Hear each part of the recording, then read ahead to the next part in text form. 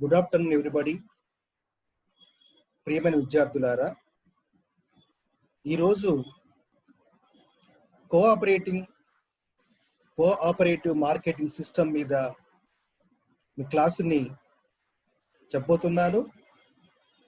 ఈ క్లాసులోకి వెళ్ళే ముందు మనం నిన్నటి క్లాసులో చెప్పుకున్న విషయాల్ని ఒకసారి రిమైండ్ చేసుకున్న తర్వాత తిరిగి ఈ క్లాస్లోకి మనము ఎంటర్ అవుదామని తెలియజేస్తున్నాను.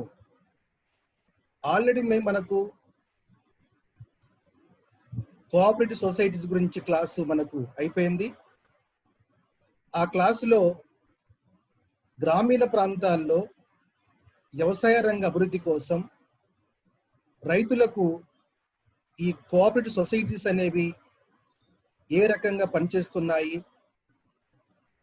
వ్యవసాయ రుణాలని ఎలా అందిస్తున్నాయి, తర్వాత వాటి పర్ఫార్మెన్స్ ఎలా ఉంది, వాటిలో లోపాలు ఏమిటి, అలాగే ఆ లోపాలని ఏ రకంగా అధిగమించాలనే విషయం మనము గత క్లాసులో చెప్పుకున్నాం. అలాగే నిన్న క్లాస్ సంబంధించి రెగ్యులేటింగ్ మార్కెట్ సిస్టమ్ అనేది భారతదేశంలో ఎప్పుడు ప్రారంభమైంది, దానికోసం కేంద్ర రాష్ట్ర ప్రభుత్వాలు ఎలాంటి శాసనాన్ని తీసుకొచ్చాయి, అది వచ్చిన తర్వాత దేశవ్యాప్తంగా ఈ రెగ్యులేటింగ్ మార్కెటింగ్ సిస్టమ్ అనేది ఎలా పెరిగింది, ఆ మార్కెటింగ్ సిస్టంలో భాగంగా మార్కెట్ కమిటీలని ఒక సర్టెన్ టైంకు గవర్నమెంట్ ఎలా అపాయింట్ చేస్తుంది, ఆ కమిటీలు మార్కెట్ వ్యవస్థ సంబంధించి ఎలాంటి విధానాలను రూపొందించి అమలు చేస్తున్నాయి, దానివల్ల రైతాంగానికి ఎలాంటి అవకాశాలు వనగూరుతున్నాయి, అట్లాగే ఆ మార్కెటింగ్ సిస్టమ్ కూడా ఎలాంటి లోపాలతో ఇంకా ఉంది, దాన్ని ఏ రకంగా మార్పులు తేవాలి, దాంతోపాటుగా నూతన రెగ్యులేటింగ్ మార్కెటింగ్ సిస్టంలో నూతన మార్పులు ఎలా వచ్చాయి, ప్రత్యేకించి నూతన మార్పులు మన దేశంలో 1991 తర్వాత ఏదైతే ఎల్పిజి పాలసీలు అమలయ్యానో, ఎల్పిజి పాలసీలు అంటే లిబరలైజేషన్, ప్రైవేటైజేషన్, గ్లోబలైజేషన్ ఏవైతే విధానాలు స్టార్ట్ అయినాయో ఆ విధాన క్రమంలో భాగంగా వ్యవసాయ మార్కెటింగ్ సిస్టంలో కూడా నూతన అంశాలు ఏ రకంగా ఎలాంటి విషయాలు ప్రవేశపెట్టబడ్డాయి అనే విషయాలు మొత్తం కూడా నిన్న క్లాసులో మనము చెప్పుకున్నాం. వ్యవసాయ మార్కెటింగ్ సంబంధించి ఇంకో రకమైనటువంటి మార్కెటింగ్ ఇవాళ క్లాసులో మనము చెప్పుకోబోతున్నాం. దాన్నే మనం ఏమంటున్నామంటే కోఆపరేటివ్ మార్కెట్స్ అని చెప్పి. ఈ కోఆపరేటివ్ మార్కెట్ గురించి ఏంటి, సో వీటి పని విధానం ఎలా ఉంది, సో దీనికి సంబంధించినటువంటి పర్ఫార్మెన్స్ సంబంధించి లేదా ఇతర అంశాలకు సంబంధించి ఏమిటి అనే విషయాన్ని ఈరోజు మన క్లాసులో మనము దానికి సంబంధించిన వివరాలు మొత్తం కూడా మాట్లాడుకునే ప్రయత్నం చేద్దాం. ఈ కోఆపరేటింగ్ సిస్టమ్కి సంబంధించి మనకు బిఫోర్ అంటే 1954 కంటే ముందు మనకు separate cooperative marketing societies were established as distinct from the cooperative civil societies. అంటే సో మనకు ఈ కోఆపరేటివ్స్ ఏవైతే మనకు సొసైటీస్ ఉన్నాయో ఆ సొసైటీలో భాగంగానే, ఆ సొసైటీ పరిధానంలో భాగంగానే మనకు ఈ కోఆపరేటివ్ మార్కెటింగ్ సిస్టమ్ అనేది కూడా మనకు 1954 కంటే ముందు ఆ రకమైన పద్ధతి అనేది మన దేశంలో ఉంది. అటు తరువాత అంటే 54 తర్వాత ఈ కోఆపరేటివ్ మార్కెటింగ్ సపరేట్ దానికి ఒక ఎంటిటీని సపరేట్గా దాన్ని ఏర్పాటు చేయటం అనేది జరిగింది. Since 1954, however, multi-purpose societies have been started. The purpose of giving credit to the farmers and marketing the surplus produce. అంటే 54 తర్వాత ఈ కోఆపరేటివ్ సిస్టమ్ అనే దాన్ని మల్టీపర్పస్ లో ఉపయోగపడే విధంగా రైతాంగానికి ఒకటి క్రెడిట్ ఇచ్చే విధంగాను, రెండోది వాళ్ళకున్న వ్యవసాయ ఉత్పత్తి వచ్చిన తర్వాత ప్రొడక్షన్ వచ్చిన తర్వాత ఆ ప్రొడక్షన్ లో ఉన్న మిగుల్ని వాళ్ళు మార్కెట్ లో అమ్ముకునే విధంగా సో అవకాశం ఉండటానికి ఒక మల్టీపర్పస్ సిస్టాన్ని మనకు 1950 తర్వాత మనకు ఈ కోఆపరేటివ్ మార్కెటింగ్ సిస్టమ్ అనేది ప్రత్యేకంగా డెవలప్ కావటం జరిగింది. ఇది బేసికల్ గా మనకు కోఆపరేటివ్ మార్కెటింగ్ సిస్టమ్ అనేటువంటి దాని యొక్క హిస్టరీ. నెక్స్ట్ తర్వాత అంశం ఏంటంటే ఈ కోఆపరేటివ్ మార్కెటింగ్ ఫంక్షన్స్ ఏమిటి, అవి ఎన్ని రకాలుగా ఉన్నాయి, సో అందులో ఉన్న అంశాలు ఏంటి అనే దాన్ని ఇప్పుడు మనము కొన్ని పాయింట్స్ ఉన్నాయి, ఆ పాయింట్స్ వారీగా ఆ అంశాలు ఏందనే దాన్ని ముందుగా పరిశీలన చేద్దాం. The members of the society agree to sell their surplus produce to the society.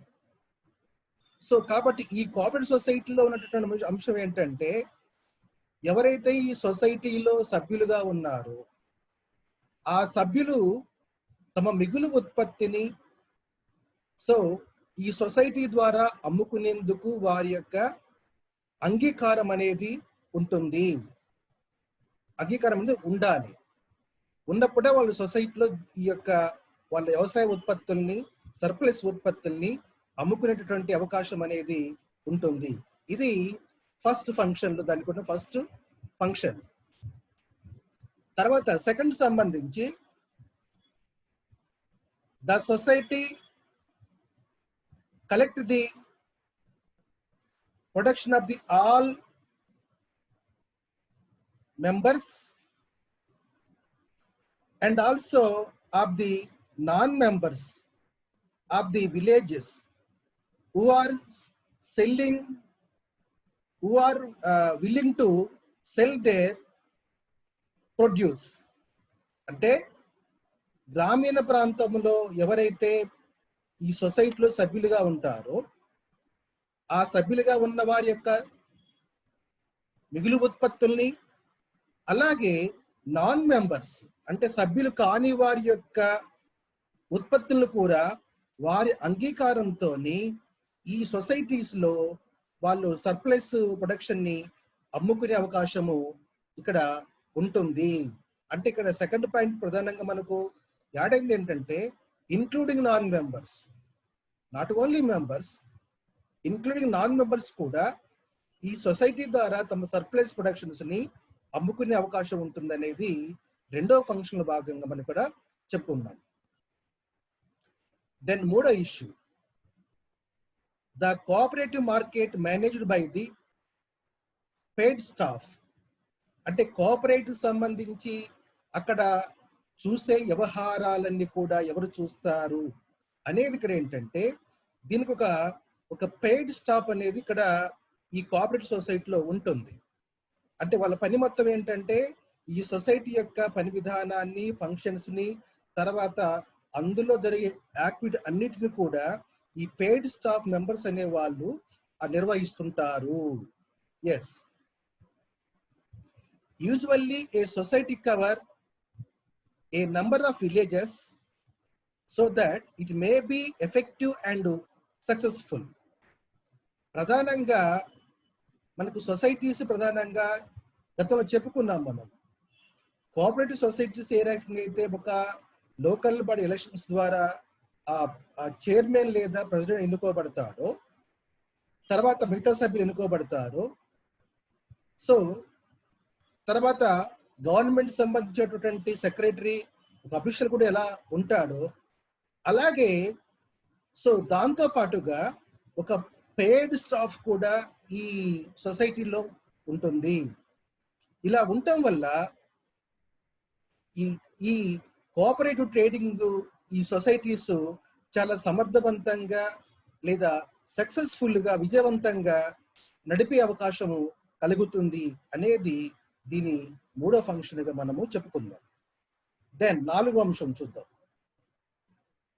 ఆ 4వ అంశం కాదు. సో ఈ కోఆపరేటివ్ సొసైటీ వల్ల ప్రయోజనాలు ఏమిటి? మొదటిది, ఈ కోఆపరేటివ్ సొసైటీస్ అనేవి 54 కంటే ముందు 54 తర్వాత ఎట్లా అవి వాటి యొక్క నిర్మాణము ఉంటూ వచ్చింది, తర్వాత దాని ఫంక్షన్స్ ఏమిటి అనేది చూసాం. ఇప్పుడు ఈ స్లైడ్ సంబంధించి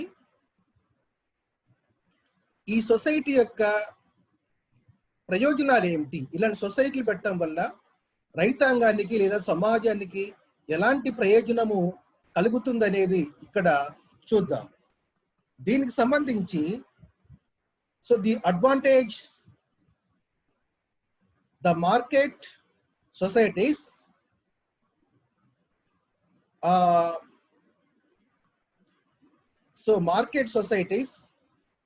so it advantage loans to the farmers and enables to them wait from better prices.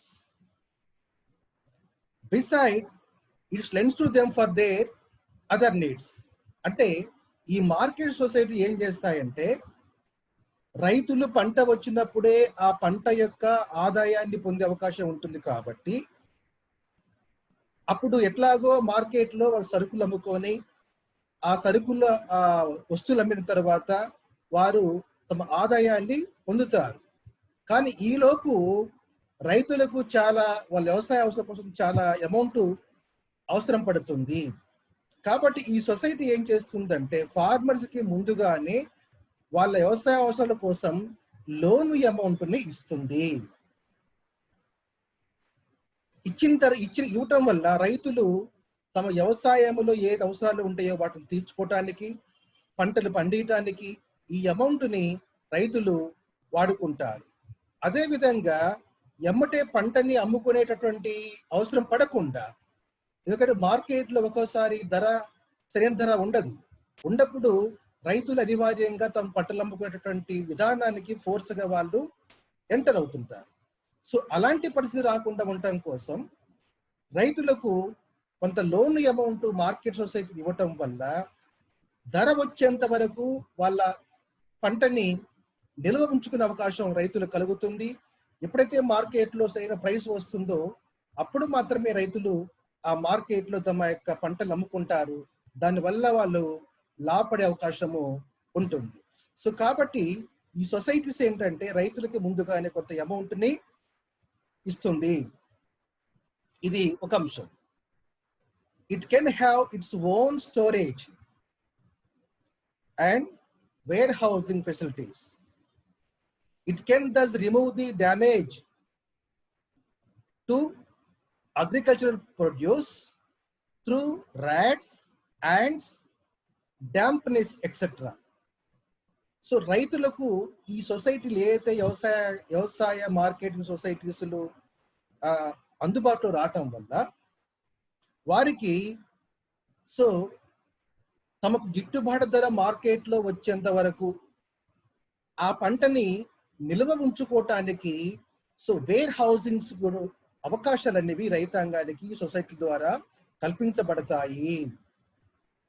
So అందువల్ల ఏమవుతుంది అంటే it can thus remove the damage, అంటే పంట నష్టం జరగకుండా తడిసిపోకుండా, అట్లాగనే సో తర్వాత ఆ పంట ఎంతకాలం అయితే ఆ స్టోరేజ్లో ఉంటుందో ఆ ఉన్న టైంలో ర్యాట్స్ అంటే ఎలుకలు కానీ ఇతర చెదలు కానీ లేదా ఇతర ఇంకేవైతే పంటని డ్యామేజ్ చేసేటటువంటి ఒక కీటకాలు ఉంటాయో వాటి నుంచి రక్షించే విధంగా రైతాంగానికి ఈ వేర్ హౌసింగ్ సిస్టమ్ అనేది కల్పించబడుతుంది.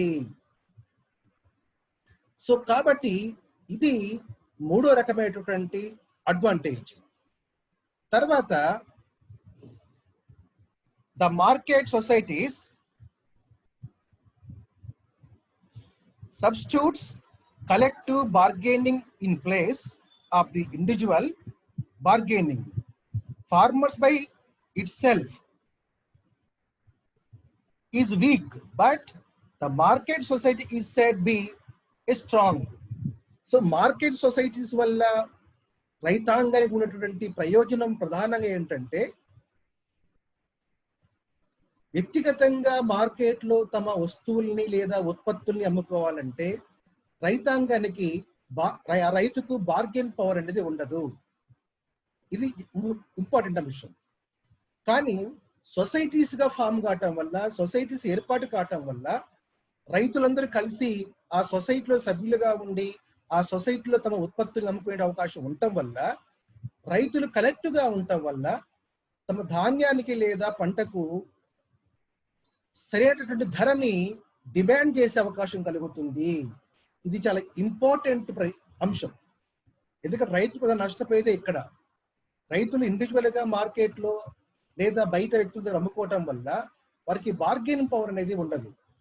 కానీ ఈ సొసైటీస్ నిర్మాణం వల్ల రైతాంగానికి వాళ్లకు బార్గెనింగ్ పవర్ పెరుగుతుంది.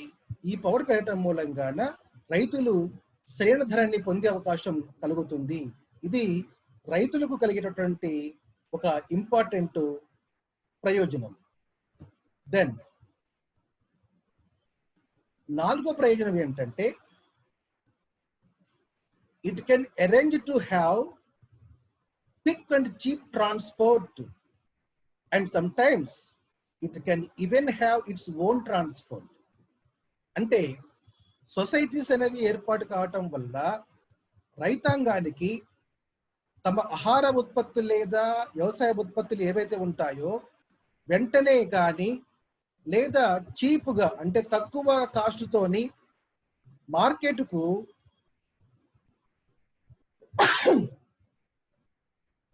మార్కెట్కు తరలించే అవకాశం అనేది కలుగుతుంది. కాబట్టి ఇది దీనివల్ల సొసైటీ వల్ల రైతులు ఏం ప్రయోజనం పొందుతారు అంటానికి, వారు వెంటనే తమ ఉత్పత్తుల్ని వేరే ప్రదేశం నుండి ఈ మార్కెటింగ్ తీసుకోవడానికి, తొందరగా ఉత్పత్తుల్ని చేరవేయటానికి కానీ, తక్కువ కాస్ట్తో మార్కెట్ ట్రాన్స్పోర్ట్ సౌకర్యం కానీ ఈ రైతాంగానికి ఈ పద్ధతి వల్ల కలుగుతున్నటువంటి ఇంకొక ప్రయోజనం. ఐదో అంశం ఏంటంటే, it can encourage the farmers to produce and standardize produce and discourage them from adultering produce. ఈ అంశం ఏంటంటే, రైతులు తమ ఆహార ధాన్యాలు కానీ వ్యవసాయ ఉత్పత్తుల్ని ఏదైతే ఉంటుందో ఆహార ధాన్యాన్ని స్టాండర్డైజ్ చేయటము, అంటే అందులో నాణ్యమైనటువంటి ఉత్పత్తులుగా ఒక ప్రాసెస్ చేయడానికి మార్కెటింగ్ సిస్టమ్ అనేది ఉపయోగపడుతుంది. తర్వాత అందులో సరైనటువంటిది ఏదైతే ఒక ఇతరత్ర వేస్టేజ్ ఉంటుందో దాన్ని వేరు చేయడానికి రైతాంగానికి ఈ సిస్టమ్ వల్ల, ఈ మార్కెటింగ్ సిస్టమ్ వల్ల ఉపయోగం కలుగుతుంది. దీనివల్ల ఏమిటి ప్రయోజనం అంటే, ఇలా ప్రాసెసింగ్ స్టాండర్డైజ్ చేయటం వల్ల ఉత్పత్తుల్ని వారికి మంచి ధర, ఆ పంటకు మంచి ధర అనేది లభ్యమయ్యేందుకు అవకాశం అనేది కలుగుతుంది. ఇది దీనికి సంబంధించి. Next, it can control the flow of supplies and thus influence the price. అంటే పంట వచ్చిన ఆహార ఉత్పత్తి ఏది కానీ పంట ఏదైతే వస్తుందో ఆ పంటని ప్రాసెస్ చేయటం, ప్రాసెస్ మీన్స్ దాంట్లో ఇతరత్ర ఏవైతే వ్యర్థ పదార్థాలు కానీ చెత్త కానీ లేదా ఏవైతే వేస్టేజ్ ఉంటుందో వాటిని సపరేట్ చేయటం వల్ల పంట మంచి క్వాలిటేటివ్గా ఉత్పత్తి అనేది కనబడుతుంది.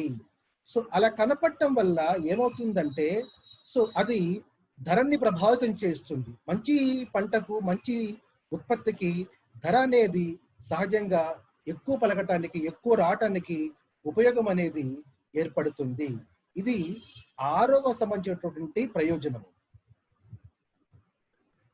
నెక్స్ట్ 7 సంబంధించింది ఏంటంటే it can eliminate meaning of the middle man and does remove the large profit margins.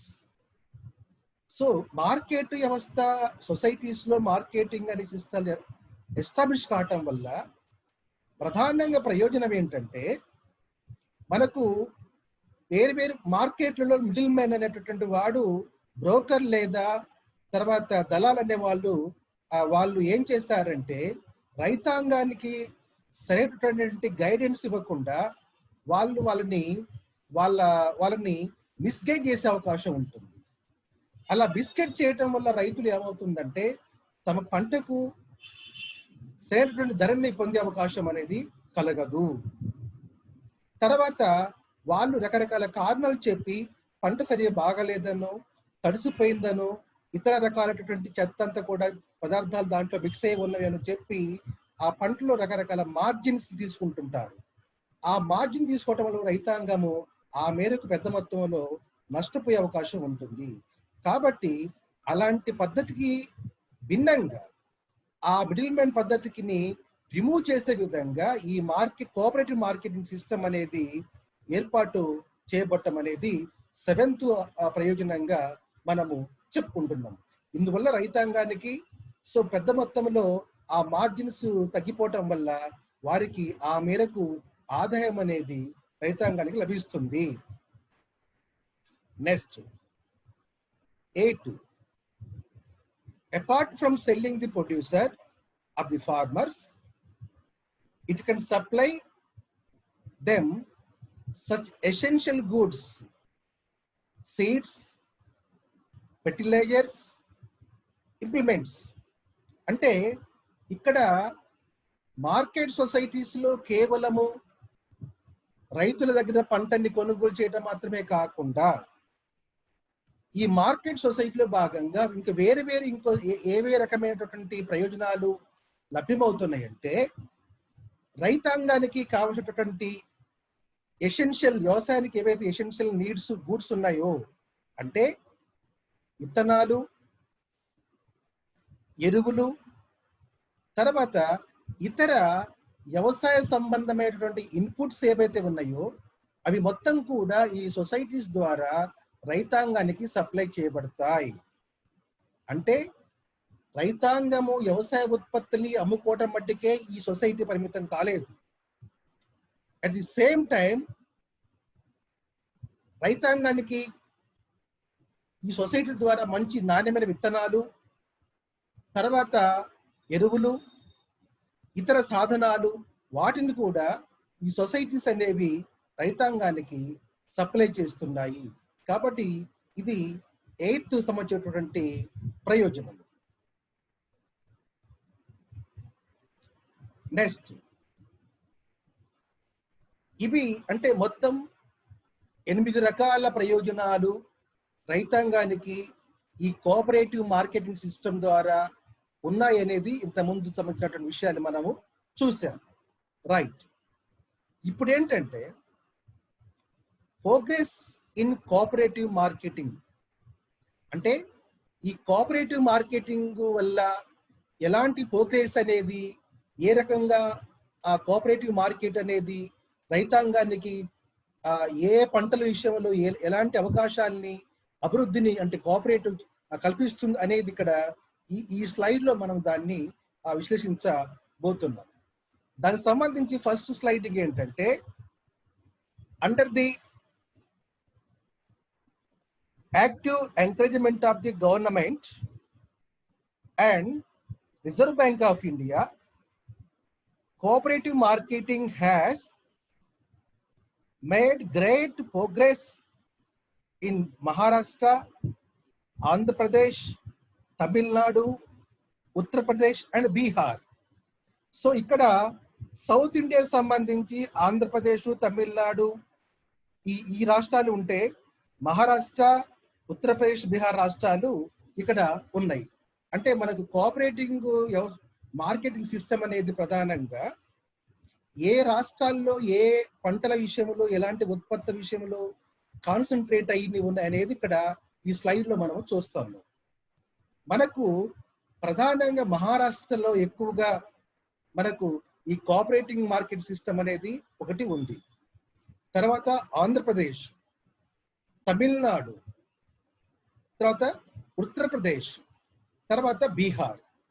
అంటే నార్త్ ఇండియా సంబంధించి బీహార్, ఉత్తరప్రదేశ్, మధ్య ఇండియా సంబంధించి మహారాష్ట్ర, సౌత్ ఇండియా సంబంధించి ఆంధ్రప్రదేశ్, తమిళనాడు రాష్ట్రాల్లో ప్రధానంగా ఈ కోఆపరేటివ్ మార్కెటింగ్ సిస్టమ్ అనేది మనకు రకరకాల పద్ధతుల్లో రకరకాల ఉత్పత్తుల ఆధారంగా ఈ సొసైటీస్ అక్కడ డెవలప్ అయినట్టుగా మనకు ఇక్కడ తెలుస్తా ఉంది.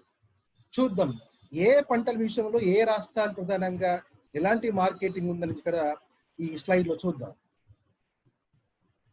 The cotton cells societies of Maharashtra.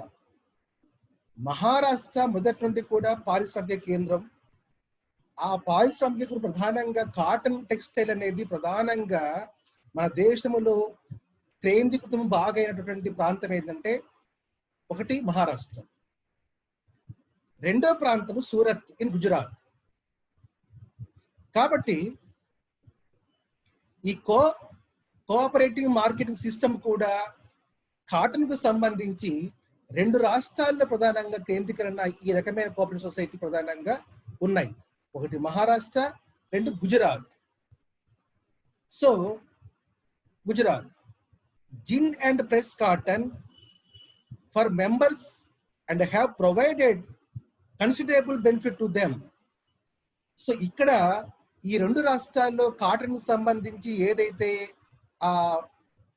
పరిశ్రమ వ్యవస్థలు ఇక్కడెక్కడ ఉన్నాయో ఇక్కడే మనకు ఈ సొసైటీస్ కూడా ఏర్పాటు చేయబడ్డాయి. ఈ సొసైటీ సభ్యులుగా ఉన్నటువంటి ఎవరైతే కాటన్ మెంబర్స్ ఇతర ఎవరైతే ఉన్నారో వారికి కన్సిడరబుల్ బెనిఫిట్ అంటే తగిన విధంగా వాళ్ళకి ప్రయోజనం కలిగే విధంగా ఈ సొసైటీ అనేవి ఇక్కడ పనిచేస్తున్నాయి. దెన్ తర్వాత the sugar cane market societies of UP and Bihar protect the interest of the members against sugar mills and also help to improve the quality of sugar cane.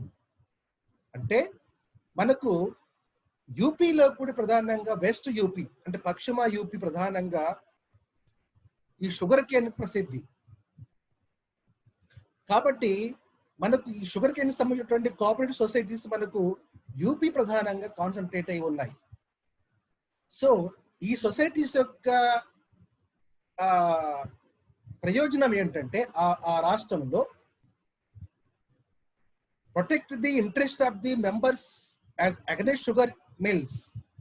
Sugar mills ప్రధానంగా రైతాంగానికి ఈ sugar cane సంబంధించి ఏదైతే సరైనటువంటి ధర రాకుండా మోసం చేస్తాయో అలాంటి రైతాంగం ఈ షుగర్ ఇండస్ట్రీ యొక్క మోసాల బారిన పడకుండా ఆ రైతాంగానికి మంచి ధర లభ్యమే విధంగా ఈ కోఆపరేటివ్ సొసైటీస్ అనేవి అక్కడ రైతాంగానికి యూపీ లాంటి ప్లేస్ లో ఆ రకమైన ప్రొటెక్ట్ ని అవి కల్పిస్తున్నాయి.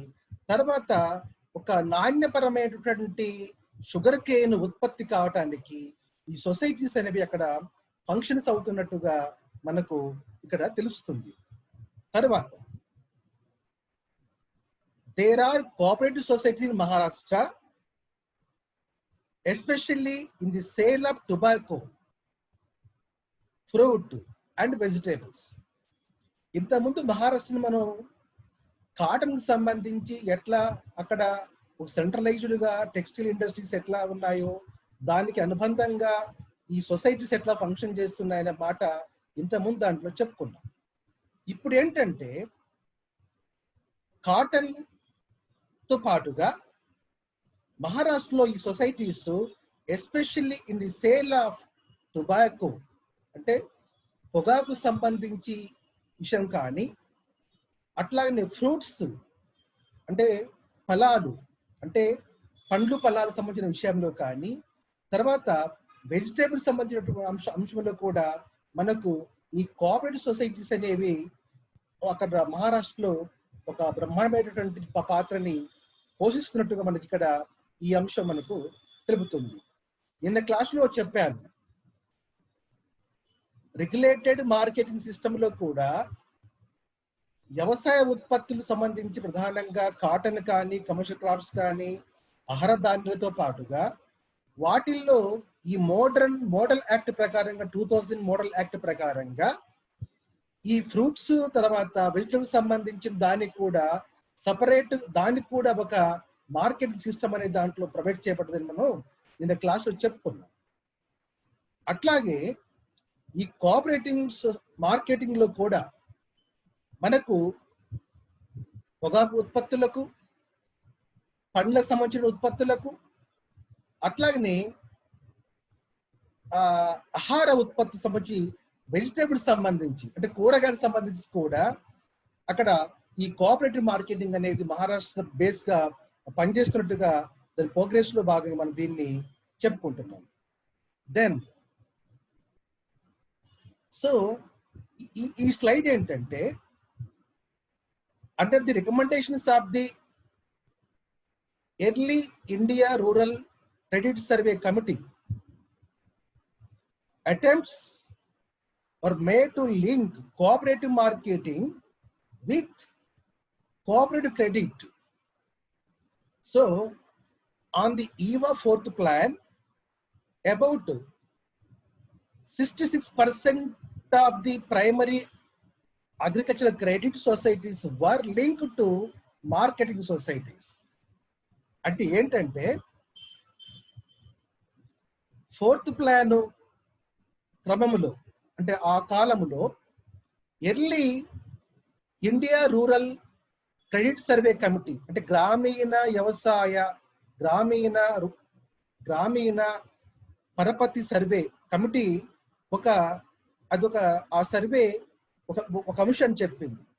ఏం చెప్పిందంటే దాని ప్రకారంగా ఈ మార్కెటింగ్ సిస్టాన్ని తర్వాత క్రెడిట్ కోఆపరేటివ్ సిస్టాన్ని రెండింటిని కూడా లింక్ చేయమని చెప్పేసి, సపరేట్ గా ఫంక్షన్ చేయటం కాకుండా సేమ్ కోఆపరేటివ్ వ్యవస్థ కాబట్టి అటు మార్కెటింగ్ విధానాన్ని ఇటు క్రెడిట్ విధానాన్ని రెండింటిని కూడా మెర్జ్ చేసి ఆ రకంగా ఫంక్షన్ చేయాలని చెప్పింది.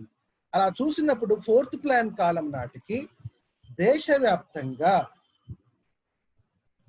66% కోఆపరేటివ్ సొసైటీస్ ఈ రకంగా అంటే at the same time marketing, at the same time credit, ఈ రెండు రకాల పద్ధతులతో రైతాంగానికి సేవలు అందించే విధంగా ఫోర్త్ ప్లాన్ నాటికి 66% ఈ సొసైటీస్ ఈ రకంగా మారి పనిచేస్తున్నట్టుగా మనకు ఈ స్లైడ్ చెప్తుంది.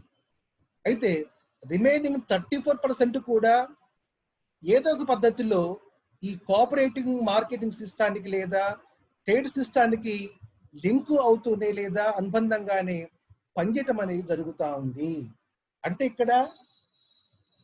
ఇప్పుడు కోఆపరేటివ్ సొసైటీస్ అనేది ప్రధానంగా 3 రకాల పనులు చేస్తున్నట్టు మనకు అర్థమవుతుంది. ఏంటా పనులు అంటే, ఒకటి రైతాంగానికి కావలసినటువంటి విత్తనాలు కానీ, ఎరువులు కానీ, ఇతర ఇన్పుట్స్ కానీ రైతాంగానికి అందివ్వటం అనేది ఒక రకమైన పని.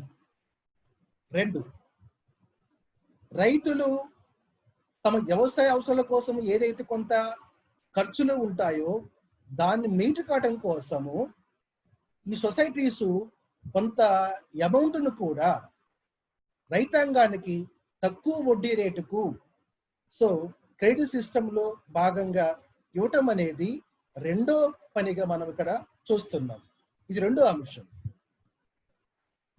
మూడో అంశం ఏంటంటే, రైతులు పండించిన పంటల్ని లేదా ధాన్యాల్ని, ఉత్పత్తుల్ని వారు బయట వడ్డీ వ్యాపారుల దగ్గర కానీ లేదు ఇతర వ్యాపారస్తుల దగ్గర అమ్ముకున్నప్పుడు వారు సరైన ధరని పొందలేకపోయే అవకాశం ఉంటుంది. కాబట్టి వారికి సరైనటువంటి ధర కల్పించే విధంగా వాళ్ళ ఉత్పత్తులకు ఒక ఫెయిర్ ప్రైస్ పొందే విధంగా అవకాశం కల్పించడం కోసం మార్కెటింగ్ సిస్టమ్ కూడా ఈ కోఆపరేటివ్ సొసైటీస్ అనేవి అందించడం అనేది మూడో పని. సో ఇక్కడ ఈ సొసైటీస్ మార్కెట్ అనేది ఏర్పడటం వల్ల రైతాంగానికి తమ పంట నిల్వ ఉంచుకోవడానికి, సరైన ధర వచ్చే విధంగా అక్కడ స్టోర్ చేసుకోవడానికి, తర్వాత తర్వాత గ్రేడింగ్ సిస్టమ్ పంటని గ్రేడింగ్ చేసుకోవడానికి, పంట నష్టపోకుండా ఉండటానికి, తర్వాత దళారీ వ్యవస్థ నుంచి వాళ్ళని రక్షించుకోవడానికి. సో ఇన్ని రకాలుగా వ్యవసాయ మార్కెటింగ్ అనేది, సో మన కోఆపరేటివ్ మార్కెటింగ్ సిస్టమ్ అనేది ఉన్నది. సో ఒక రకంగా చెప్పాలంటే గ్రామీణ రైతాంగము ఆర్థికంగా పరిపుష్టి కావటానికి, తద్వారా గ్రామీణ ఆర్థిక వ్యవస్థ అభివృద్ధి కావటానికి ఈ కోఆపరేటివ్ వ్యవసాయ సిస్టమ్ అనేది మనకు వ్యవసాయ మార్కెటింగ్ సిస్టమ్ అనేది పనిచేస్తుంది. సో కాబట్టి ఈ మార్కెటింగ్ వ్యవసాయ కోఆపరేటివ్ మార్కెటింగ్ సిస్టమ్ అనేది అదే కానీ ట్రేడ్ సిస్టమ్ అనేది గ్రామీణ ఆర్థిక వ్యవస్థ అభివృద్ధి కావటానికి, రైతాంగము సెల్ఫ్ సస్టైన్డ్ కావటానికి ఒక బ్రహ్మాండమైనటువంటి పాత్రను పోషిస్తున్నాయి. అందులో భాగంగానే మనము మొదట ఫైనాన్సింగ్ చెప్పుకున్నాము. ఇప్పుడు వ్యవసాయ మార్కెటింగ్ లో భాగంగా కోఆపరేటివ్ మార్కెటింగ్ సిస్టమ్ అనేది ఎలా పనిచేస్తుంది, అవి ఎలా ప్రారంభమైనవి, వాటి పర్ఫార్మెన్స్ అనేది సో ఎలా ఉంది అనేది మనము ఈ క్లాస్లో చెప్పుకున్నాము. ఈ క్లాసుని ఇంతటితో ముగించి రేపటి క్లాసులో మరొక అంశాన్ని చెప్పుకుందామని తెలియజేస్తూ, ఈ క్లాసు విన్న మీ అందరికీ కూడా అభినందనలు తెలియజేస్తూ ఈ క్లాసుని ఇంతటితో ముగిస్తూ ఉన్నాను.